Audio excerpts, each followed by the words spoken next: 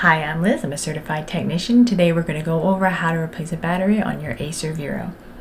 I've already taken the screws out of the back panel with this screwdriver. Link is in the description down below. Same thing with this pry tool.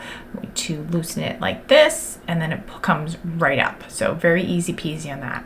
Now, one very essential thing when you are removing a battery that not everyone thinks of is make sure that it's one of the first things you do is unplug it, because you don't want power running into the board and then you run the risk of accidentally shorting something because the board is live. So first thing we do is I'm going to grab this by the little tabs on the side, not by the wires, ladies and gentlemen. Everyone wants to grab those wires, but that is the number one way to mess it up.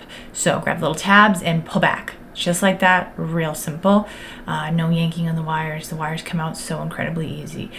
This particular battery does not have any screws. On a lot of them, you would have to remove screws along the edges. But with this one, it's really easy, so that's great. All you do is set it in place. Love that. But usually, yeah, you'd have a couple of screws around the end to remove. This particular one you do not. So you would set the new one in like so, and then you would go ahead and you would gently push it back in. If it resists, look and see and check the angle, because you don't want to bend one of the pins on the inside. So I'm going to close this up, and from one egghead to another egghead, this is Liz signing out.